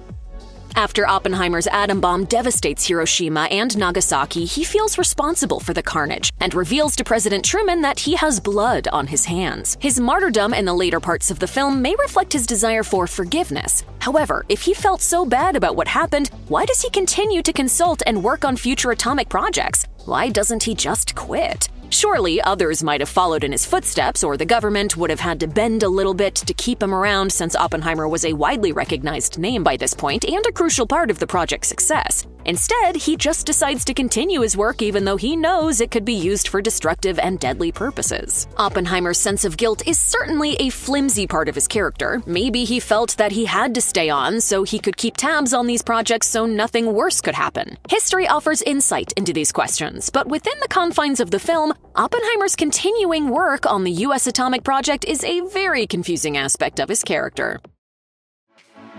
Director Adam Wingard's titanic blockbuster Godzilla vs. Kong absolutely delivers on the heavyweight brawl promised in the title, but it's very light on logic. Perplexed by the plot of Godzilla vs. Kong, here are the most confusing moments explained. In Godzilla vs. Kong, major concepts get brief bits of exposition. Hollow Earth, for example, is a major plot point, but most of its history is only laid out during the opening credits. As the credits state, in 1926, an American admiral led an expedition to the North Pole, although it's not clear if he found Hollow Earth. This admiral is very clearly supposed to be Richard E. Byrd, a real-life figure who's inexorably linked to the idea of Hollow Earth.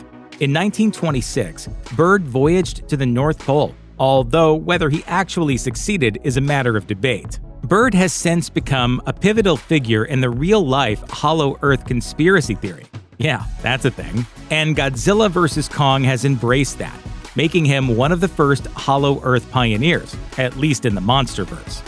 Even if you accept the idea that there are tunnels burrowing through Earth, hiding tropical landscapes and long-lost civilizations, Godzilla vs. Kong's Hollow Earth is a little confusing.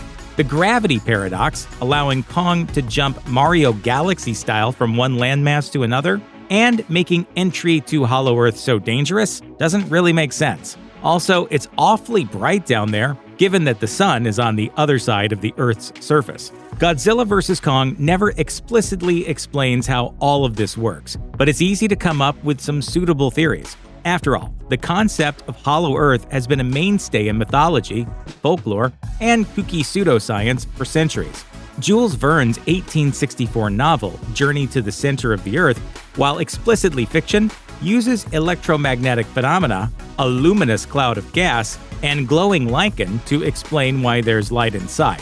In 1913, Canadian Marshall Gardner published his admittedly non-scientific treatise, A Journey to the Earth's Interior, which argued that there could be a second, smaller sun inside the Earth, which is a possible explanation for the source of Hollow Earth's light and its wonky physics in the MonsterVerse.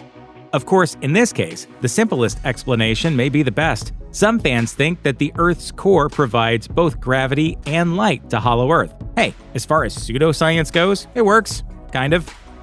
Ren Serizawa, Apex Cybernetics CTO and Mechagodzilla's ill-fated pilot, gets a big introduction in Godzilla vs. Kong, but doesn't really seem like much more than a hired goon in the end. Why give such a minor character so much focus? There's actually a very good reason. You wouldn't catch this unless you're all caught up on your MonsterVerse lore, but as Ren's last name implies, he's the son of monarch scientist Ishiro Serizawa. Ishiro first appeared in 2014's Godzilla, where he served as an advocate for the big lizard, and returned for 2019's Godzilla King of the Monsters, in which his bond with the Titan grew even closer. Correctly surmising that Godzilla was nature's defense against both the Titans and environmental ruin, Serizawa sacrificed his life to detonate the nuclear bomb that nursed an injured Godzilla back to health, giving the monster the strength he needed to stop Ghidorah and his reign of terror.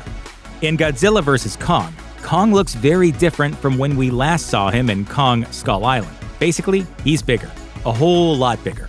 In Skull Island, which takes place in 1973, the ape is a mere 104 feet tall. By 2024, when Godzilla vs. Kong takes place, he's grown to 337 feet, according to an official poster for the movie. There's an obvious reason for the size change. In order to make Kong a credible threat to Godzilla, who stands at a whopping 393 feet, Kong needs to be in at least the same weight class. However, there's an in-universe reason as to why Kong grew over 300% bigger too. You don't want to wake up the big one. How big is it? It's bigger. It wiped out his whole family. Kong's the last of his kind, but he's still growing. By the time Godzilla vs. Kong rolls around, he's gone through a major growth spurt, and as far as we know, will keep getting larger.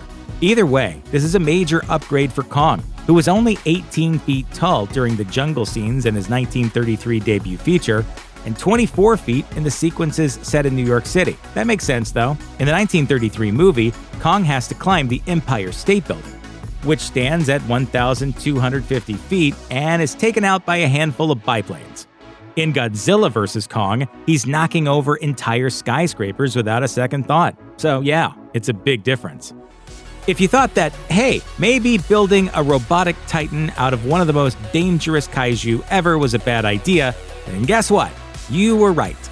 As Godzilla vs. Kong reveals, Mechagodzilla was constructed out of two skulls harvested from Godzilla King of the Monsters' main villain, the three-headed monster known as both Monster Zero and Ghidorah. One skull is inside the robot.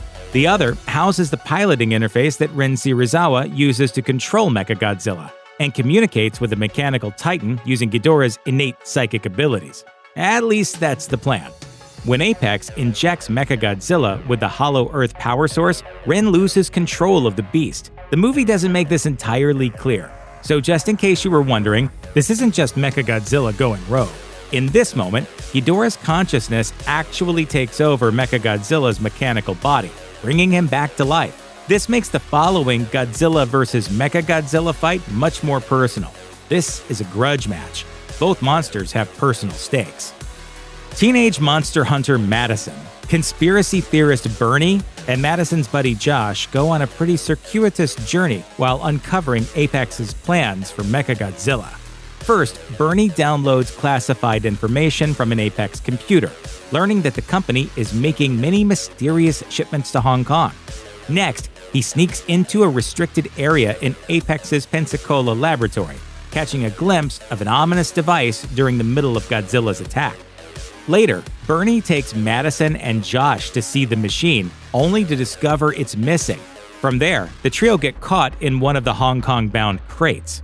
There, they learn that the mystery cargo consists of skullcrawler eggs, which are usually only found on Skull Island. Once they're in Hong Kong, the unlikely investigators see a live skullcrawler and watch, horrified, as Mechagodzilla utterly destroys it, finally revealing Apex's master plan. That's a very roundabout way to reveal Mechagodzilla, and you'd be forgiven for losing some of the plot along the way. For example, what is the thing that Bernie sees during Godzilla's initial onslaught? While some fans seem to think that it's a variation on the Orca device used to lure Titans in Godzilla King of the Monsters, and Bernie seems to forget about it entirely once Mechagodzilla is revealed, it looks like it's one of Mechagodzilla's glowing red eyes. Look at the close-up on the eye when Mechagodzilla wakes up. It's clearly the same thing. Godzilla relies on more than just brute strength. In addition to his size, he has a number of powers, including his iconic atomic breath that he uses to decimate his foes.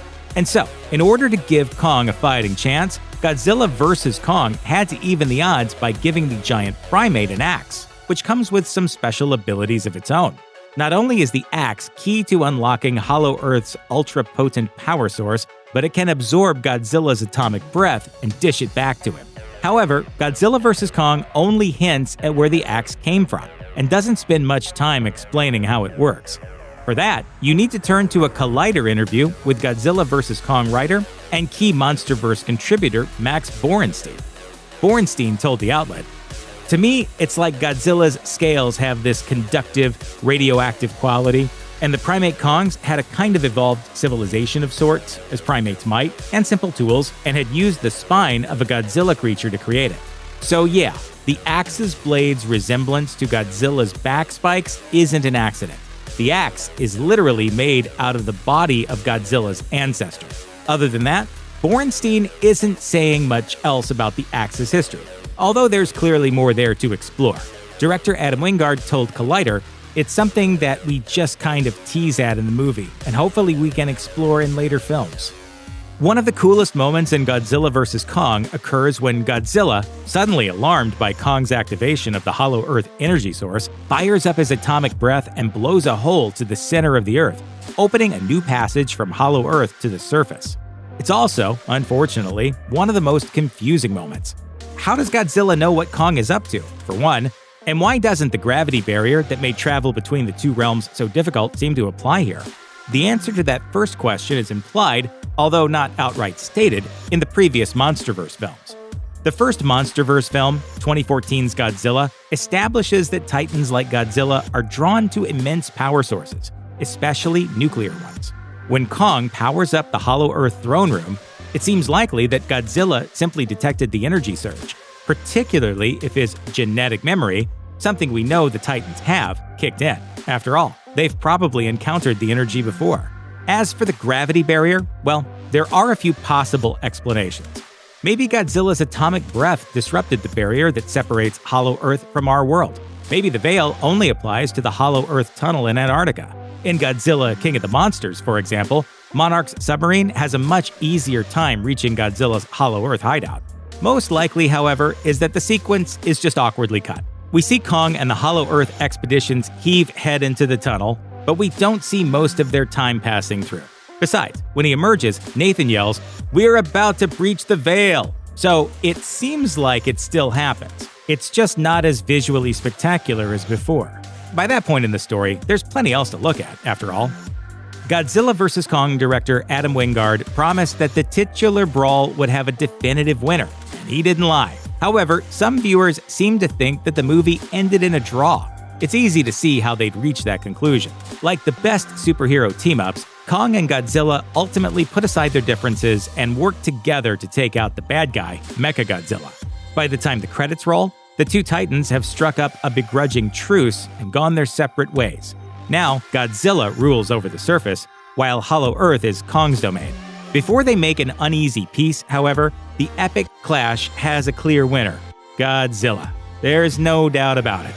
Kong and Godzilla battle 2 times in the movie, once while Kong is en route to Antarctica, and again in Hong Kong. The first fight isn't even close. The fight begins with Kong drugged and shackled and takes place in the ocean, Godzilla's home turf. Kong doesn't stand a chance. The second fight is more even, thanks to the neutral ground and Kong's axe, but Godzilla still has the upper hand. Yes, after absorbing Godzilla's atomic breath with his axe and delivering a near knockout blow, Nathan says, "Looks like round 2 goes to Kong." But just a few minutes later, Godzilla is back on his feet, and Kong gets beaten so hard that his heart begins to stop. And the humans have to jumpstart the big guy to keep him from dying. Face it, Kong might be cinematic royalty, but when it comes down to it, Godzilla is the true king of the monsters. Nearly 20 years after the final film in the trilogy, some fans are still scratching their heads over various elements of the Matrix series. So now, we're taking a look at the most confusing scenes in the franchise and finally explaining these Matrix moments. The Matrix primarily takes place from Neo's point of view and in his world. He's just a random guy who happens to be a really good hacker. That all changes when he's contacted by Morpheus, pulled out of the Matrix, and told he's the one. Morpheus seems to believe Neo is his man with absolute certainty. But what the film never tells us is how he knows Neo is the one. The short answer is that it doesn't matter to the story, because we're meant to experience it from Neo's perspective as someone coming to terms with the news that he's a messiah. But if we really want to dig deeper, the film makes it clear through action that Morpheus, in addition to being a leader of the Resistance, is an expert hacker. The film also makes it clear that Neo has gained a reputation as someone who seems to question the nature of his reality. Neo has also heard of Morpheus before, and has expressed curiosity about him in the past. Therefore, it's likely that Morpheus had been observing Neo for some time before the events of the film, and that he came to the conclusion that Neo was the man he was looking for. Morpheus did the legwork. It's just legwork we don't get to see on the screen. I can guide you, but you must do exactly as I say. In The Matrix, Morpheus explains to Neo that the Matrix exists as a simulation to occupy the minds of humanity and make them think that they're living a normal life. In reality, the Matrix exists because the machines have enslaved all of humanity for the purposes of power. Humans are living batteries, kept alive in pods and vast farming complexes to supply energy to the machine civilization. This, of course, begs an important question. Why don't the machines try to find other sources of power? As Morpheus also explains in The Matrix, humans scorched the sky during their war with the machines, because at the time the machines were primarily dependent on solar power. Since the polluted skies of Earth make it impossible for the machines to feed on the sun, they use the humans as a new power source. But what about fossil fuels or hydroelectric power? Well, the Matrix takes place at some point in the future, so it's possible the machines simply used up the remaining fossil fuel. As for water and wind power, those could have been crippled by the permanent loss of the sun and the change to Earth's ecosystem. Even if they weren't though, who's to say the machines haven't tried those in the past or are still trying them now? The machine world is vast. They might use more than one power source. After freeing Neo from his pod, Morpheus takes him to meet the Oracle, a prophet with a thing for baking cookies and smoking cigarettes. The Oracle spends a little time alone with Neo before basically telling him that he's not the one. The thing is, Neo is the one. That's established firmly by the end of the film. The Oracle is supposed to know everything, so why does she steer Neo wrong? If you look at the scene again, Neo is actually the one who says the words, "I'm not the one." Sorry, kid. You got the gift, but it looks like you're waiting for something. Shaken by the news, Neo presses her for more details, and that's when the Oracle tells him about the importance of Morpheus to the Resistance movement. She also tells him how much Morpheus believes in him, to the point that she's sure one of them will die as a result. This inspires Neo to stay close to Morpheus and rise to the occasion of saving his life at the end of the film, putting him on the path of the One. So the Oracle always knew Neo was the one, but she judged him as someone who wasn't ready to hear that. He needed to have faith in himself first. By telling him what she did, the Oracle pointed Neo in the right direction.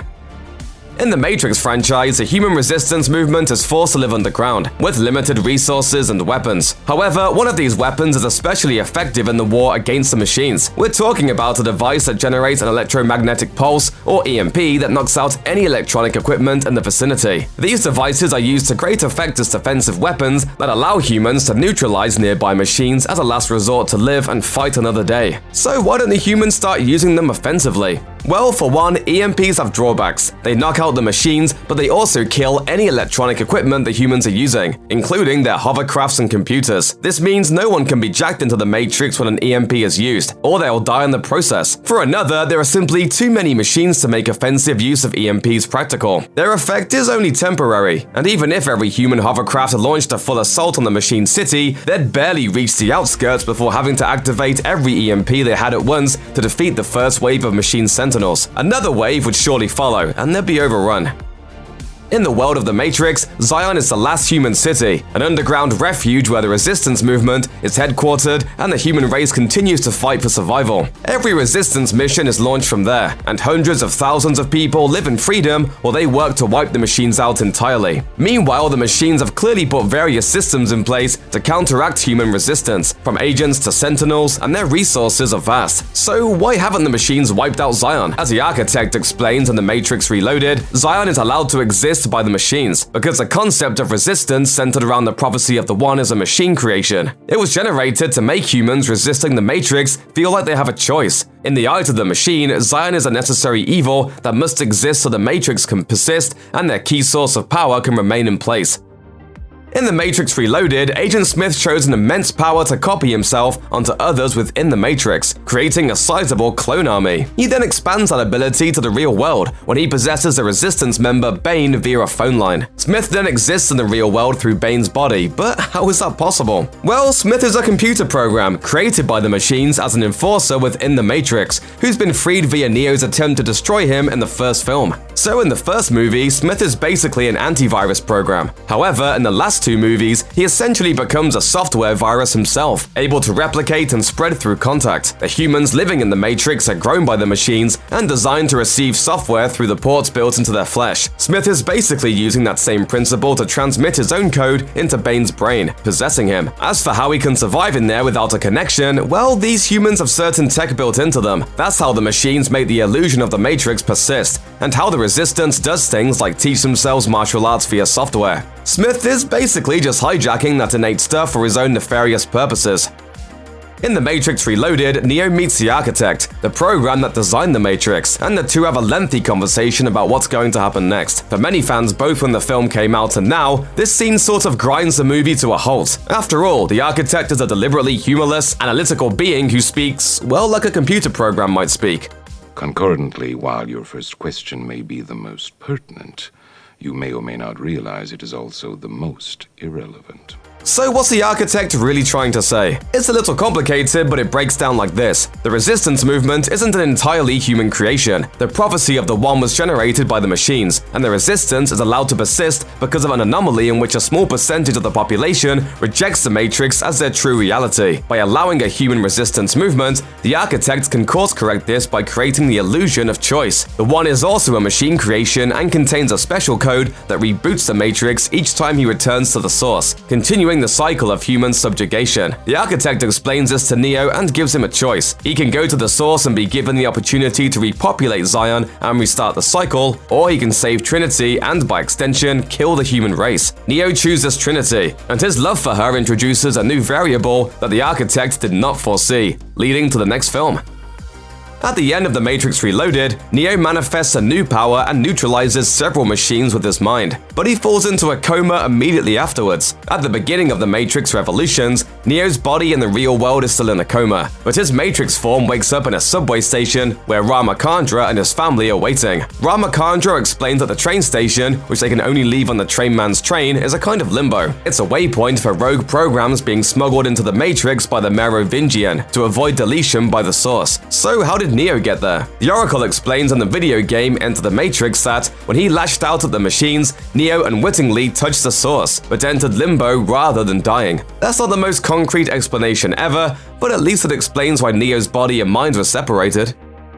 In The Matrix Reloaded, the Oracle explains to Neo that the Matrix is full of rogue programs who refuse to go back to the source for deletion when they were intended to. Instead, they live a somewhat hidden life, often pursuing various criminal enterprises or simply trying to survive because they like existing. These include the Merovingian, his twin enforcers, the Trainman, the Keymaker, and many others. At the end of The Matrix Revolutions, the Matrix is rebooted after Neo fulfills his end of the bargain with the machines and defeats Smith by sending him back to the source. So what does that reboot mean for all of those rogue programs? The short answer is actually not much. While Smith and all traces of him were seemingly deleted at the end of the film, we see the rogue program Sati still alive at the exact moment of the reboot. The Matrix Online later reveals that characters like the Merovingian are also still alive and doing their thing. In fact, the Merovingian remains one of the oldest programs in the Matrix, which suggests that he's survived multiple reboots. So rebooting doesn't necessarily mean cleaning up everything. Historically, it was usually about the machines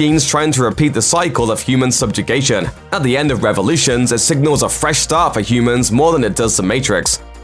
In The Matrix Revolutions, Neo realizes that Agent Smith has become too powerful for the machines to defeat, and so he strikes a deal with the robotic overlords, offering to take care of Smith once and for all. The machines agree, and Neo uses Smith's obsession with him to launch a fight. He then allows Smith to try to copy him while he's directly connected to the source. This sends Smith back to the source where he's deleted, and the Matrix reboots while the machines agree to Neo's terms of peace with the human race. The downside of this, of course, is that Neo gives his life in the process, but the Oracle casts doubt on his permanent death, saying at the very end of the film that she thinks we might see him again. Obviously, we know now this is true because a fourth Matrix film starring Keanu Reeves is on the way. But why does the Oracle think this? How can Neo come back from the dead? Well, because he was pre-programmed to be the one. Neo is partially software, even more than the other humans born in pods. So theoretically, a program could be built from the remnants of his code that approximates his mind and personality. In fact, one of the early storylines in the Matrix Online video game centers on that idea. Parts of Neo are out there, even if they're fragmented. The trick is bringing those fragments together as something that actually retains the essence of Neo. Who is Kiri's father? Do all Na'vi speak the same language? These Avatar 2 details left a lot of fans drowning. Avatar: The Way of Water starts with a look at the 13 years of peace that Jake, Neytiri, and the rest of the Omaticaya clan got to experience after the end of the first movie. The tribe works on repairing some of the destruction the RDA caused during its tenure on Pandora, while Jake and Neytiri start a family and end up raising 4 children. After just a few minutes of runtime, however, that peace is disrupted when humans, via the RDA, return to the moon. To some, it looks like the massive spacefaring vessels that people use to travel the stars land on Pandora, destroying huge swaths of the ecosystem in the process. What actually happens is much darker. The starships that humanity uses to get to Pandora can't actually land on the surface of the planet. Humans need to use smaller shuttles to get to the ground, but when they return to Pandora, they momentarily dip their larger ships into the moon's atmosphere. By doing that, they're able to use their engines to burn away the forest and establish a new mining colony directly over a large deposit of unobtainium. Yeah, can we just take this down a couple of notches?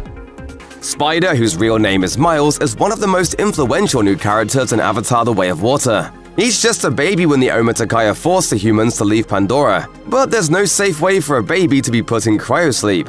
The baby stays behind with the few human scientists who remain on the moon, and he grows up with a foot in 2 worlds. While he may physically be a human, Spider loves the culture of the Na'vi, and he spends a majority of his time with the Sully children. It doesn't take long for the film to reveal that Spider's father was actually Quaritch from the first Avatar. However, the film never explains who Spider's mother is. Fans might walk out of the theater thinking that Spider's mother left Pandora with the other humans, abandoning her son on the moon. But that isn't the case at all. Spider's first introduction to the Avatar universe came in the comic The High Ground, where it was revealed that his mother was a pilot working on Pandora who died during the fight with the Omaticaya. It turns out that both of his parents were working to kill the people who would end up raising their son. One of the biggest surprises in Avatar: The Way of Water is Stephen Lang's return as Quaritch, the aggressively militaristic leader of the RDA encampment in the first movie. He happily destroyed Home Tree and dreamed of crushing the Omaticaya completely. Then he and Jake Sully squared off, and Neytiri ended his life with a well-timed arrow. In The Way of Water, not only is Quaritch back, but he's also blue. So how did this happen? At some point during the events of the original Avatar, the RDA made a scan of Quaritch's brain. His experience on Pandora was so valuable that the RDA wanted to preserve it for a worst-case scenario that resulted in Quaritch's death. When the Omaticaya booted the humans off Pandora, the scan got sent back to Earth. There, the RDA inserted Quaritch's memories and personalities into a vat-grown Na'vi body, so they could send him back to the moon with a whole new range of abilities unavailable to humans. Quaritch in The Way of Water is basically a clone of his former self, but there's no telling what effect his new physiology will ultimately have on his personality and views on Pandora. Early in the movie, the team of Na'vi avatars led by Colonel Miles Quaritch captures Spider. When Jake realizes that his old enemy has returned and that someone who knows all their secrets has been compromised, he convinces Neytiri that they need to leave the Omaticaya to protect their family and their tribe. Obviously, getting as far away from Quaritch and the RDA as possible will help keep the Sully family safe. But it's not exactly clear why Jake thinks leaving will help the Omaticaya. For the time being, the Sullys are the RDA's top priority, but one way or another, all the Na'vi and Pandora are going to have to fight against a human invasion. Of course, by the end of the film, Jake comes around to the idea that there's nowhere to run, and decides that he and his family will once again join the fight. Let's get it done. The Way of Water makes some significant changes to the RDA's original mission of stealing unobtainium, an immensely powerful energy source worth a fortune. When humans return to Pandora, they use their ship engines to burn massive sections of forest to the ground. With plants and animals out of the way, setting up a mining depot that can dig up as much unobtainium as possible becomes a trivial matter. Now the humans have two new primary objectives on Pandora. First is the hunting of underwater creatures called Tolkien. Though the Tolkien are every bit as intelligent and empathetic as human beings, their brains produce an oil that's capable of stopping human aging. So the RDA begins hunting them into extinction. The bigger mission, however, is preparing Pandora to be the new home for humanity. When Jake and his family leave their Omaticaya, they flee the forest in search of a new home. The Metcaina live along the edge of the ocean, and they spend the majority of their time underwater swimming along the reef, communicating with creatures like the Tolkien, and gathering resources to survive. With green skin and fin-like appendages, the Metcaina look distinctly different from the Omaticaya, and they have cultural practices that help them to adapt to life in the water. Just breathe. Breathe. Despite all the differences between the two tribes, when the Sullys arrive at the Metcaina's home, they have no trouble communicating with their would-be protectors. How can two tribes from different parts of the world with wildly different cultures speak the same language? It might be easy to consider the shared language a typical movie cheap moment, but there's actually something more complex going on here. All life on Pandora is linked, spiritually and physically, through Eywa. By connecting themselves to sacred objects like the Spirit Tree, the Na'vi can commune with all of nature, and even with their ancestors. It's thanks to this global network that all the Na'vi are able to communicate with each other freely. The Tolkien hold a special place in Metcaina society. Individual Metcaina form a kind of soul bond with the Tolkien that makes the Tolkien part of the family from the tribe's perspective. While the Tolkien spend much of their time in the open ocean, every year they return to the Metcaina to reconnect with their Na'vi siblings and share stories of everything that's happened in their time apart from each other. The Metcaina and the Tolkien don't speak the same language, but they do manage to communicate with each other effectively. For the most part, the Metcaina talk to their soul siblings with a kind of sign language that lets them form words while staying underwater. The Tolkien speak with their own language and communicate as much as they can through their actions. The fact that the Metcaina and the Tolkien understand each other probably has a little to do with their connection through Eywa. It also speaks to the incredible intelligence of the Tolkien and the length of time the two groups have been connected to each other. Kiri is one of the most mysterious characters in Avatar: The Way of Water. Near the end of the original Avatar, Jake and the Omaticaya attempt to save the life of Dr. Grace Augustine by permanently transferring her consciousness into her avatar. Unfortunately, Grace doesn't survive the process, but her avatar remains physically alive and gives birth to Kiri sometime after the film ends. Jake and Neytiri adopt Kiri into their family. In the 13 years between the two films, no one steps forward as Kiri's father. Kiri obviously loves being a member of the Sully family, but she still wonders who her real father could be.